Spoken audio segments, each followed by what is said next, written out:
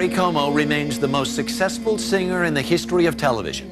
With a career that spanned more than 60 years, he recorded over 150 albums, including songs likely to last till the end of time. Perry Como, the man who created the holiday television special. The legendary singer with the smooth melodic tones died quietly in his sleep last May at the age of 88. As host of the celebrated Kraft Music Hall, Como defined the genre of TV variety show. When America's taste began to change, he carved out another niche for himself, creating the holiday special that would immortalize him forever as Mr. Christmas. Dream along with me. When you listen to Perry Como sing, To a star. the beautiful notes that he came out of his mouth and out of his heart. Sincerity and what I call the velvet voice is what people enjoyed seeing and hearing. I wanted to sing like he sang too, but nobody can. Till the end of time,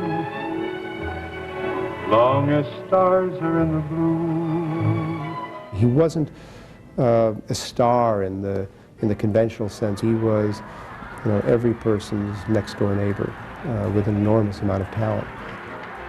He wasn't at all intimidating, just very, very considerate, very respectful. Come along with me, I'm on the way to a star. Certainly the most popular male singer with the most popular show, and just about the most popular entertainer on television.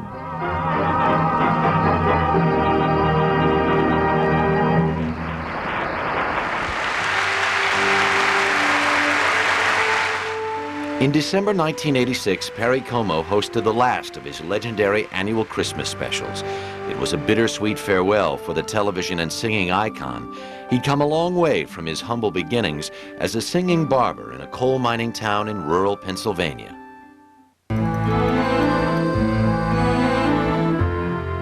In the early 1900s, immigrants from all over Europe came to America in search of a new life. In 1910, Pietro and Lucille Como and their 3 children landed at Ellis Island after a long and arduous voyage from their native Italy. They had some kind of a drought. The whole town was devastated. That was Palena in Italy. And they decided to come to America. The family settled in Cannonsburg, the heart of Pennsylvania coal country. It was here that Pierino Roland Como was born on May 18, 1912. One of 13 children, he was called Perry and was the first Como to be born in America. In those days, many men in the area worked at the mines, but Perry's father, Pietro, worked at a factory, the Standard Tin Plate Company. He earned about $35 a week. Back then, you could feed a family with a dime. I can remember my mother sending me down to the store, tell me to go get 10 cents worth of soup meat, and be sure you get a soup bone with it. And the soup bone was free. And I'd take it home and she'd make a meal, feed the whole family. So $35 doesn't sound like much, but it was enough to take care of the family. The Comos were a tight-knit and loving family. Perry's parents were strict disciplinarians and devout Catholics who instilled traditional family values in their children. Religion is a big thing in Italian families. Italian families let little children, they go to Mass. Music was also very important to Pietro and Lucille, and they always tried to save some money so their children could take music lessons. My dad insisted everybody in the house, all the boys, take music lessons, play an instrument. So we all did. When my dad said, we did. Perry had a natural gift for music. He had a good ear and a velvet voice. From the time he was a young boy, he would entertain his family. We always sang at home. My dad was a singer. That's probably where Perry got it. He kind of listened to the radio, listened to Bing Crosby, and he tried to imitate Bing Crosby.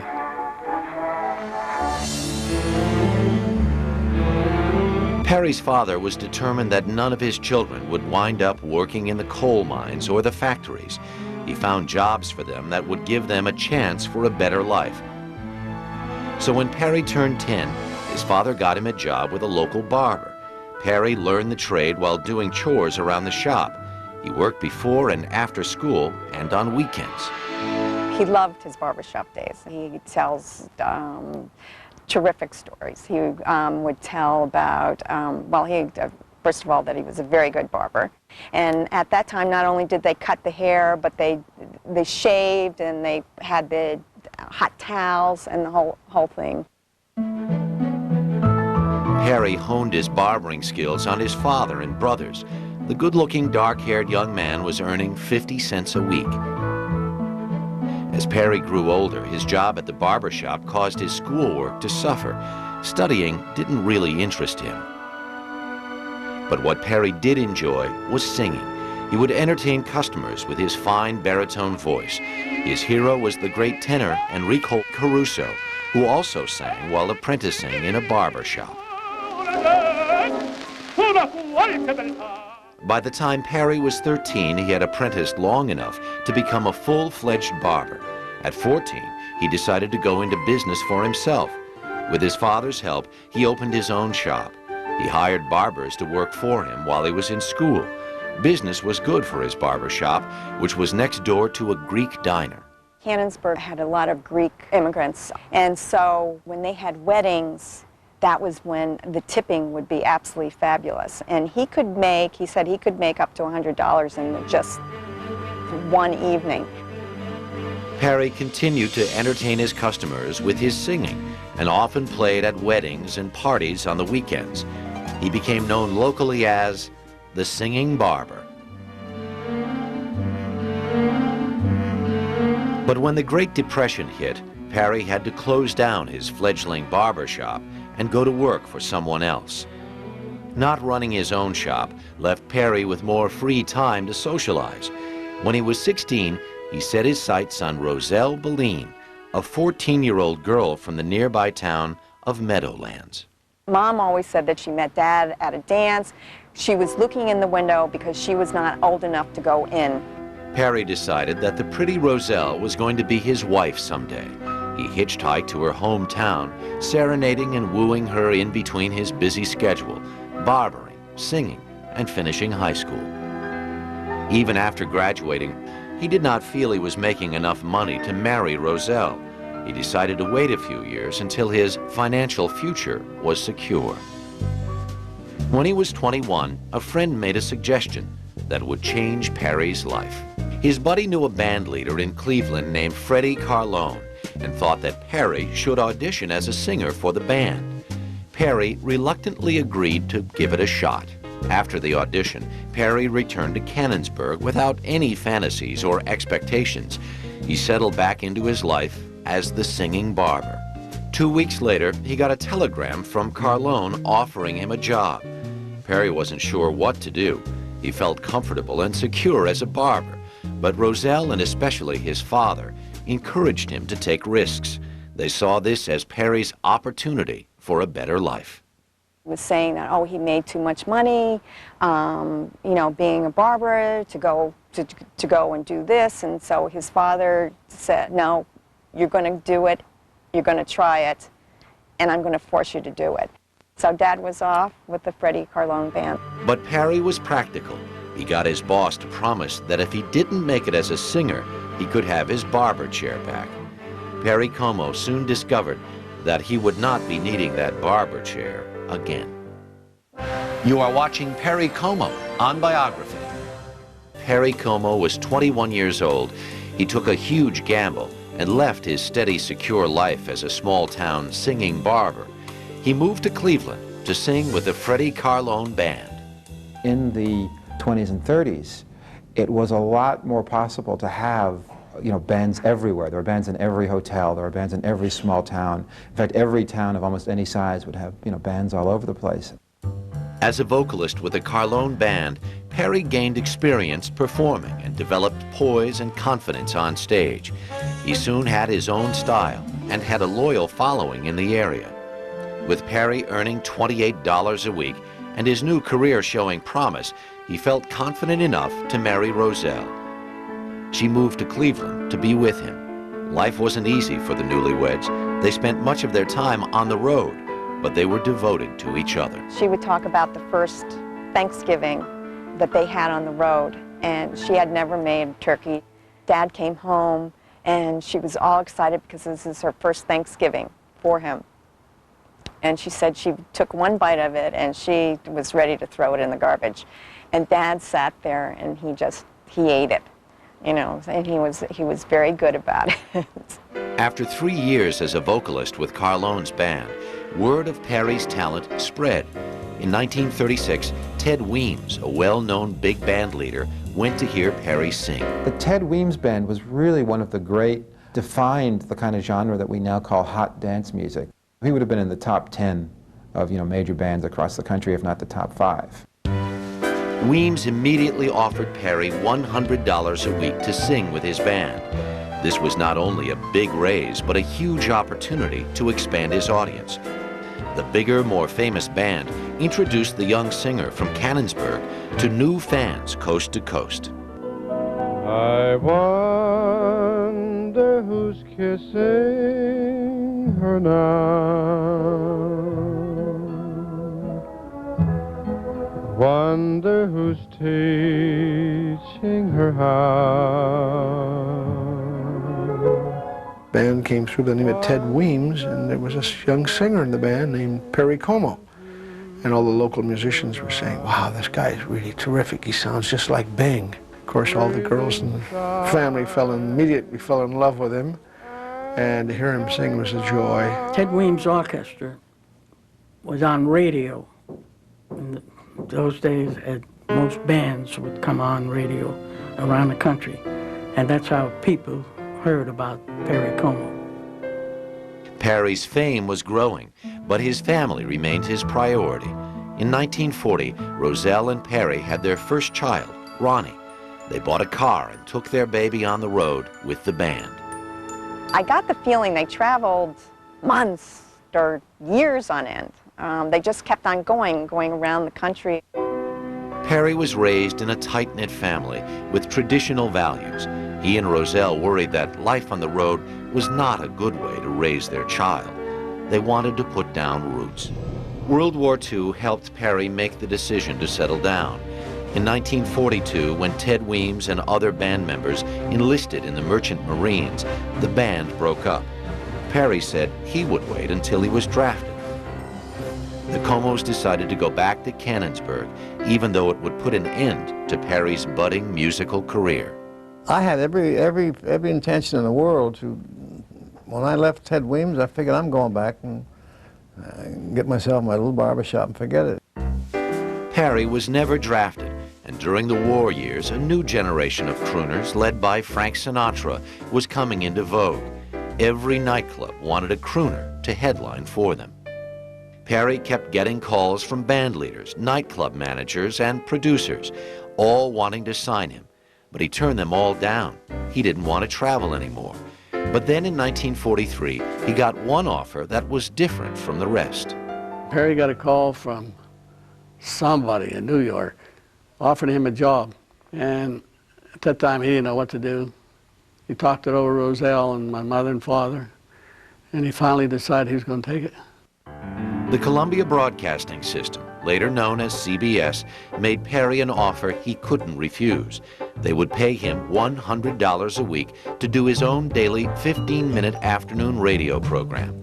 And most importantly, he wouldn't have to travel. The Comos immediately packed up and moved to New York. Perry started singing on CBS radio. His velvety voice was soon welcome in homes across the country. Now there's nothing more to say. I first heard Perry Como sing when I was in school. I used to hear him on the radio, and you got to know Perry. It was almost like he was part of the family. The second I heard Perry Como on the radio, I thought that he was much smoother than Bing and sweeter. There to say, dear, now. Perry also began appearing at top New York venues like the Copacabana and the Versailles Club. Audiences loved his mellow and easy listening style. In 1944, NBC hired him to host a primetime show. It was called the Chesterfield Supper Club, and it was quickly voted the most popular program on the radio. For the singing barber who wondered whether he'd be able to support himself as a musician, this was like a dream come true, and it was only the beginning. The record company RCA Victor was looking for a crooner to compete with Bing Crosby and Frank Sinatra. Perry was perfect for them. Como has his own style, his own kind of songs that he did, his own approach to repertoire, his own approach to orchestration, and a whole different sound that, you know, comes out of Crosby, but certainly is not beholden to him. First record he ever recorded for RCA was Goodbye Sue, which got a lot of play, but was not a hit record. Perry Como's first hit record was Till the End of Time. Till the end of time, long as stars are in the blue. Till the End of Time turned out to be the biggest seller of 1945 and made Perry into a star. His fans would wait outside the radio studio after his program, hoping to catch a glimpse of Perry and get his autograph. The teenage girls, the Bobby Soxers, swooned as much for him as they did for Frank Sinatra. It wasn't surprising that Hollywood wanted to cash in on this new singing sensation. 20th Century Fox signed Perry to make a movie called Something for the Boys. So he brought Roselle and Ronnie to Los Angeles. Though Fox signed Perry to a multi-picture contract, he was uncomfortable making movies. I have here in my hand the most sensational number of the century. Everybody's after it, but the way I figure it, it's your type song. Is this another one of those little stinkers you're always saving up for me? He made 4 films, including Dollface. Mike's got to give us 2 weeks' notice. We've had 2 months' notice when you come to think of it. Ever since the doll left, it's been like this. No customers, no dough coming in. We ought to thank Mike for carrying us this long. He was becoming even more uncomfortable with the loss of privacy that comes from being a famous movie star. When fans showed up at his son Ronnie's school, that was the last straw. Perry asked to be released from his contract and returned with his family to New York. Perry was still hosting the Chesterfield Supper Club, which aired 3 nights a week. But more and more, Americans were abandoning radio for the new medium of television. And in 1948, Chesterfield decided to sponsor a 15-minute television version of Perry's show. His boyish good looks and low-key charm were ideally suited for the small screen. To see Perry is to love him, you know, not just to listen to him, because he is that guy next door who happens to sing beautifully. And that's why so many people identify with him. They could see that Perry Como was, you know, the man in the sweater who they all felt comfortable with, who spoke to them, sang to them directly. The show was so successful that 2 years later, in 1950, CBS wooed him back. Enjoy the Perry Como Show, all the top tunes on TV by the man who was just voted the top male vocalist of the year in Billboard magazine's annual disc jockey poll. They offered him a bigger salary, but more importantly, they would call it the Perry Como Show. The 15-minute TV show turned Perry Como into a household name. Thank you very much. Welcome. Perry's television popularity helped him sell more records. From 1949 to 1958, 10 of his songs were #1 hits. His voice had terrific range, which meant he could sing many different types of music. He loved ballads, but he also sang a lot of novelty songs because they sold a lot of records. Like Don't Let the Stars Get in Your Eyes and Papa Loves Mambo. Hot diggity. Hot diggity, dog diggity, boom, what you do to me from the moment you're mine. Hot dog!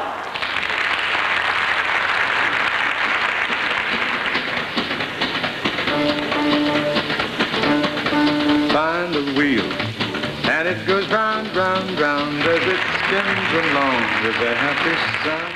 Perry was often criticized for the novelty songs. He wasn't fond of them himself, but they were among his most successful records. Here's got one of the greatest ballad singers of all time, and if you go down the list of his hits, they're all silly little tunes. He had such a style that he was able to sing all kinds of songs, including some really, you know, in some cases horrendous novelty songs that he was just able to make into great pop music. Despite the criticisms, no one could dispute that Perry Como had the star power to generate hit after hit, and his popularity on television was continuing to grow. Soon he would go head-to-head with one of America's most famous entertainers for the crown of Mr. Saturday Night. You are watching Perry Como on Biography. Had made the move from radio to television star. His personal charm and velvety voice were a winning formula to sell records and draw TV audiences. So in 1955, when NBC wanted to compete with CBS's Jackie Gleason, one of the biggest stars on television, they thought Perry Como was the answer. NBC executives lured Perry back with an offer of an hour-long show, which he could produce himself. Ladies and gentlemen, the Perry Como Show.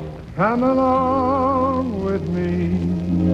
Perry's new program, which debuted in September 1955, was a variety show. It attracted most of the stars and up-and-comers of the day. Everybody wanted to be on Perry's show because he was, you know, he was who he was in every way, and easy to be with, and he was the perfect host. Well, Perry, I can't think of anyone I'd rather spend this hour with than you.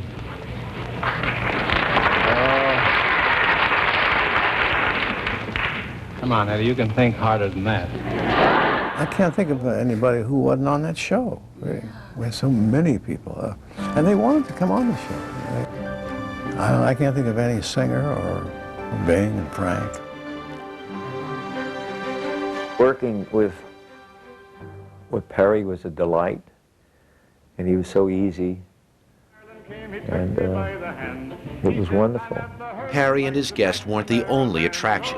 His show was elaborately produced with big sets, a full orchestra, and all the other trappings of a Broadway show. Tennessee, the music is something grand. Our credit to all Ireland is McNamara's band. One of the wonderful features of that show was he would take letters from the audience and he personalized it. We get letters. We get thanks, love letters, and it's saying, dear Perry, would you be so kind? Request thing. It was kind of fun. Perry's show posed a serious threat to Jackie Gleason's reign as king of Saturday night television. The two stars, who were friends, would often tease each other about the ratings. Do the show on Saturday night. Sunday morning, if the telephone rang, I knew it was Jack. He said, well, the Silver Throat, we knocked your socks off last night. so if we would beat him by a half a point or something, I'd call him, well, big fella, we did it to you. It was kind of a wonderful, it was a friendly thing, you know. He was a formidable challenge to Gleason, and in a way offered a kind of counter-programming to Gleason, because Gleason was not the cool character. He was the hot, character, the quick and fast humor. Some critics felt that Perry's style was too cool. They jokingly described him as Como-tos. Perry didn't let the criticism get to him. Part of his appeal was that he was able to laugh at himself. This show comes to you tonight from New York, half live. The other half is Mr. Como. In fact, his relaxed demeanor on the show allowed him to stay calm despite production mishaps that inevitably occurred during the live broadcast. Me mother sang a song to me in tone. Nothing bothered him. He'd be talking and he'd say 10 seconds and he's talking about it. The little red light comes on, the music starts, and he starts to sing, You want to talk about a guy being cool. He's the coolest. Perry's overly calm attitude led critics to think he was barely paying attention, but he was actually calling all the shots. Perry Como was in charge of the show from start to finish. He would listen to the producer, but he was in charge of everything there. As far as being relaxed, you can be sure that I'm aware of what's going on, always have been. You can't get too relaxed. You know, you can carry that too far, and it can be misunderstood and say, oh, well, he doesn't give a damn, you know. But I assure you, I give a damn. Perry was obviously doing something right. He eventually beat out Jackie Gleason in the ratings war. Despite the demands of a weekly TV show, Perry was still recording music and remained popular on jukeboxes and on the radio. By 1956, Perry, who was 44, was making $1 million a year from his television show and selling 4 million records, making him one of the richest crooners of the day. But the one-time barber still lived modestly. His home in Sands Point, Long Island, was hardly extravagant by show business standards. He and Roselle wanted a bigger family, but they could not have any more children, so they decided to adopt. In 1947, Perry and Roselle adopted Therese. Mom and Dad walked into the room and there were 3 babies that they could choose from.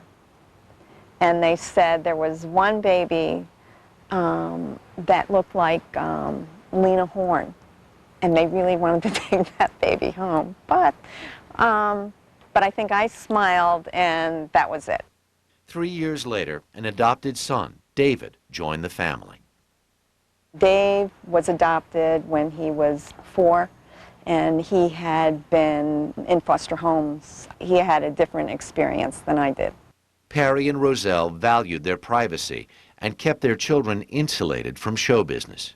I never got close to Perry's family. In fact, I don't think nobody really got too close to his family. He was a very private man. You never read anything in the pulp magazines about the Como family. His personal life was his personal life, and he kept it that way. Despite his wealth, Perry wanted his children to learn the value of money, just as he had as a child. So he made them do chores around the house and work in summer jobs. I wouldn't have thought that we were people of wealth. We weren't raised like that. We did not get cars or, you know, boats or, you know, things like that. Though he was one of the most famous entertainers in America, Perry shunned the spotlight. 6 nights a week, he was at home with his family. Cards were a big thing in our family. We played a lot of cards. Besides spending time with his wife and kids, Perry's favorite pastimes were playing golf and shooting pool. Dad loved playing pool. He would play with Jackie Gleason a lot since he lived in the neighborhood, and Minnesota Fats, Willie Moscone would come and play. Perry remained friendly with the competition, and unlike many others in the often cutthroat entertainment business, he also offered a helping hand to young singers. I first met Perry Como when I was an usher at the Paramount Theater, and I was running the elevator, and Perry had just finished a show. He was starring there, and I was taking him up to his dressing room. So I stopped the elevator between floors, and I start singing. There must be a way to help me forget that we're through. So I stopped singing after that. He said, go ahead, sing. So I sang some more, and then I stopped again. He said, sing it, finish it. I finished the song, and he said, no, kid, you got to keep singing. You got a nice voice. And I think it just shows how secure the man was and how assured he was of his own talent. And just that he was a nice guy, that he was able to help people whose talent he admired. Perry had every reason to be secure. He was at the top of his profession, both as a singer and as a television star. But both television and music were changing, and Perry would have to fight to stay on top. For the web's best bios, Perry Como had come a long way from being a singing barber in Canonsburg, Pennsylvania. He'd been a recording star for more than 15 years and had hosted his own television show for more than a decade. It appeared that success was here to stay. One of the longest-running shows on television was the Kraft Music Hall, whose previous host had included Bing Crosby, Jimmy Durante, and Bob Hope. In 1959, Perry was offered $25 million to produce and star in the show. At the time, it was the biggest contract ever given to a television star. And for Perry, who had long idolized Bing Crosby, this offered a chance to fulfill a childhood dream. The show had a sort of an instinctive class about it that other shows didn't have. It was just a basic, good, honest presentation for people and just ordinary people. Perry Como's Kraft Music Hall was an enormous success and solidified Como's reputation as the king of the variety show. Everyone from the Everly Brothers to Mickey Mantle to Judy Garland appeared on the show. For 4 years, the show had a successful weekly run, but the times were changing. Rock and roll was sweeping America, and for many people, crooners like Perry now seemed hopelessly out of date. Perry's show began losing its audience. The weekly program was replaced with a series of monthly specials. Eventually, he was doing only a few seasonal shows a year. But Perry was not going to fade quietly into the annals of television history. He knew there was a loyal audience out there for his style of show, and he was determined to reach them. So Perry created a new television tradition out of a holiday and music that he had always loved. In 1964, he started doing Christmas specials, and he became known as Mr. Christmas. Noel, Noel, Noel, Noel. We did so many Christmas shows. It's a show that I enjoy doing. And I love the music that's in it. And people know you for that show. You know, they say, well, a couple of times, wish you a Merry Christmas. Each year, Perry's show traveled to a different place, showcasing local talent and American guest stars. He sang Christmas carols and ended the show with a classic. Ave Maria.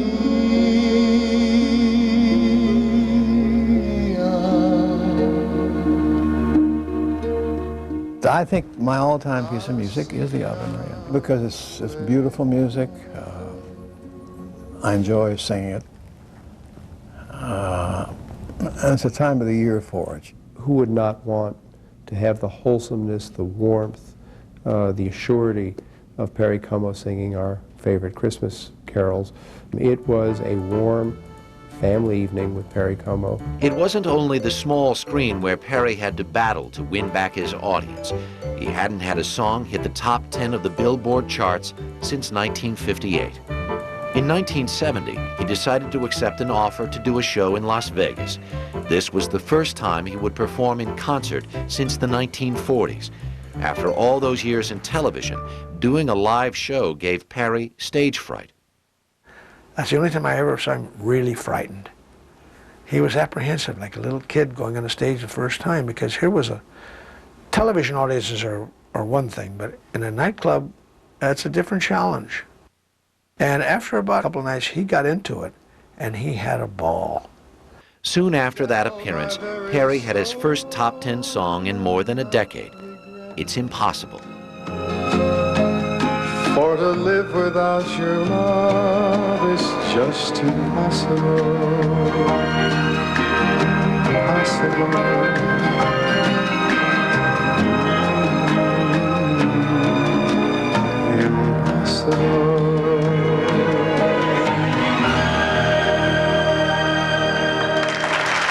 In 1976, 3 decades after his recording career began, his album, And I Love You So, went gold. He just kept going and going. Even into the 60s and 70s, he still kept, landing chart hits, even, and in terms of sheer volume of sales, he's just about the most popular singer of all time, right up there with Crosby. Perry Como recorded about 150 albums, and about 14 of them were hits. That started with Till the End of Time, which was a gold record. And it went all the way through And I Love You So. It's impossible. Despite his comeback, Perry wanted to slow down a little. With their 3 kids grown and on their own, he and Roselle decided it was time to leave New York. In the early 1970s, they moved to Jupiter, Florida. It was a small town near Palm Beach, but off the glamorous track, which suited them. Perry could spend more time with his family and pursue his other passion, golfing with his friends. We really spent a lot of time here in Palm Beach at the Battle Nile Country Club. We'd see them there a lot. And we'd play, and you would have to pay off. If you won, you got a quarter, and if you lost, you had to pay a quarter at the end of the hole. And we had more fun playing for those quarters. It was a quieter life for Perry, but he was still a big enough star to warrant a comedy spoof of his famous relaxed style. A Second City TV skit in 1981 showed Perry falling asleep as chorus girls danced manically around him. Perry Como and I did see the skit, and we really enjoyed it. And Perry almost fell asleep while he was watching it. By 1986, television executives were unsure whether Perry could attract the audiences he once had. They planned to broadcast his Christmas special 3 full weeks before Christmas. Perry was not pleased.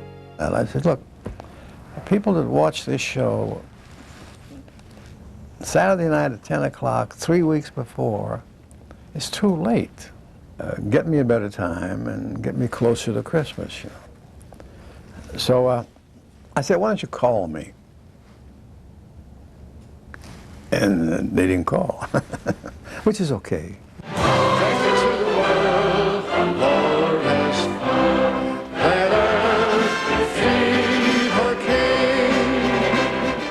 The 1986 Christmas in San Antonio was Perry's last yearly special on television.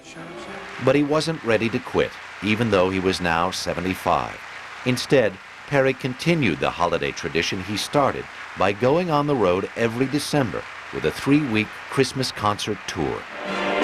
We wish you a Merry Christmas, we wish you a Merry Christmas, we wish you a Merry Christmas and a Happy New Year. I enjoy getting on stage. Anybody tells you that they don't enjoy going out there is not telling you the truth. Perry's critics thought he would have faded into obscurity, along with most of his contemporaries. Instead, Perry could still sell out his concerts. And one of his greatest honors was yet to come, along with the biggest tragedy of his life. You are watching Perry Como on Biography. Was off the air. His annual television Christmas show had been canceled. But the 75-year-old singer was not ready to call it quits. Instead, he was still performing concerts. That same year, Perry was given the Kennedy Center Lifetime Achievement Award, one of the highest honors an entertainer can receive. He was very proud, but I don't think he ever thought he deserved any of the awards that he got. He was very bashful about being honored. But I know being honored at the Kennedy Center was just a highlight of his life. It was particularly special for Perry to be praised by then-President Ronald Reagan, who years before had been a guest on Perry's show. But as he said recently, I never dreamed of being in show business, really. It was kind of a lark. Well, just maybe that's been the secret of Perry Como's success. His performing has always been so effortless, such a wonderful lark. In 1990, Perry Como's place in television history was assured when he was inducted into the Academy of Television Hall of Fame. At age 80, Perry Como wasn't ready to retire. He still did a Christmas tour each year and contributed his time and talents to help some of his favorite charities. He said he'd know when it was time to stop. I'll know when I'm uncomfortable and when I can't sing. And when I can't sing anymore, I'll just say, thank you for 60 wonderful years. What can I say?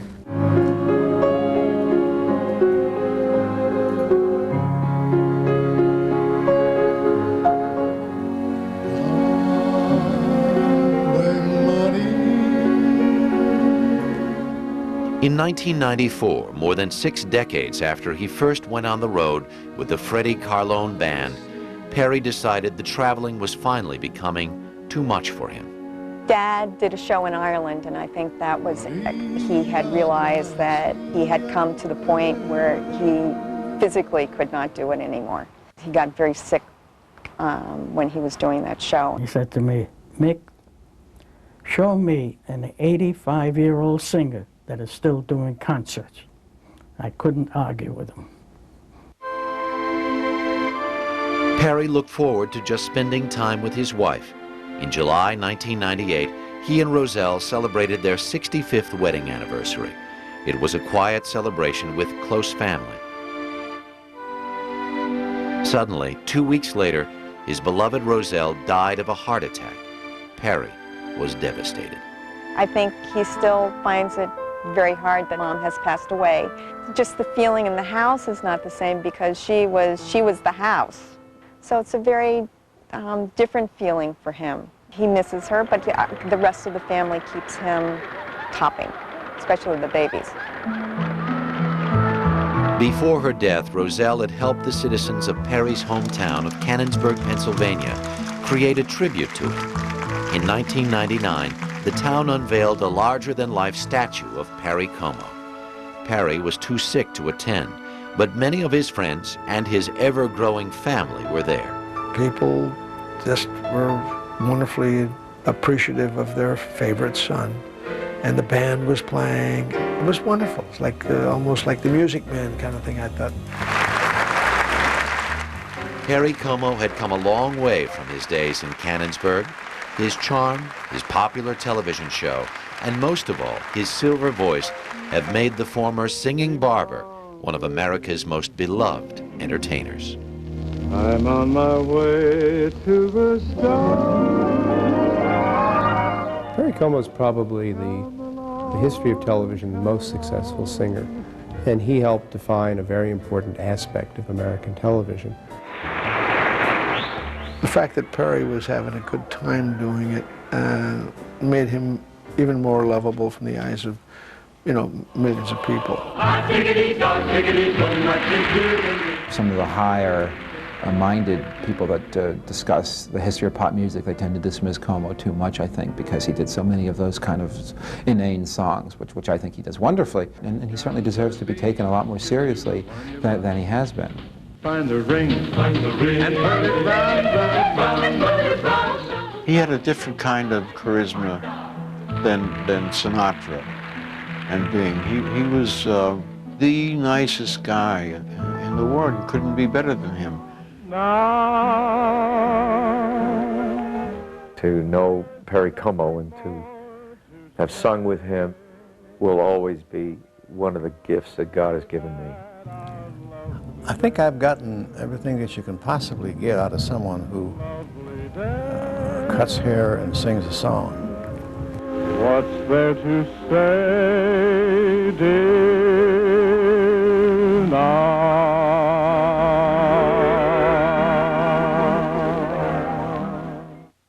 Perry Como's longtime friend, Pat Boone, once said that Perry had an approach to singing that even Bing Crosby envied.